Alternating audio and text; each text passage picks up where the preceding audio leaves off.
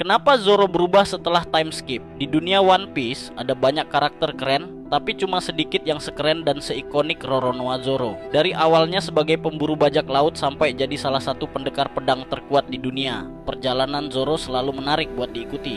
Tapi ada satu hal yang berubah cukup drastis dari dirinya, selera humornya. Dulu, Zoro sering kelihatan santai, gampang ketawa, dan gak jarang ikut bercanda sama kru. Tapi makin lama, terutama setelah time skip, dia jadi lebih serius dan jarang ketawa.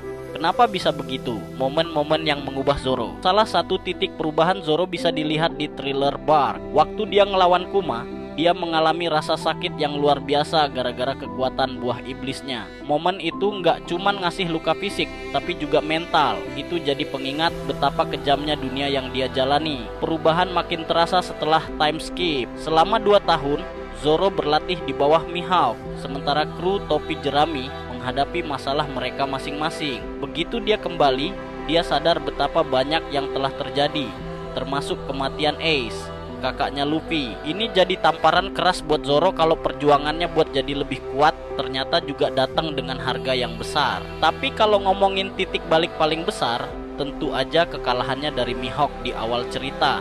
Itu momen yang bikin dia sadar kalau jalannya masih panjang. Sejak saat itu, dia bersumpah buat nggak kalah lagi. Tekadnya makin kuat dan fokusnya cuma satu, jadi pendekar pedang terhebat di dunia. Zoro yang sekarang, meski sekarang dia lebih serius, bukan berarti humornya hilang sepenuhnya. Dia masih suka ngejek Sanji, marah-marah kalau nyasar, dan punya momen kocak lainnya. Tapi di balik sikapnya yang lebih dingin, ada rasa tanggung jawab besar buat kru dan terutama buat Luffy sebagai kapten. Zoro udah ngelewatin banyak hal dan itu yang bikin dia berubah.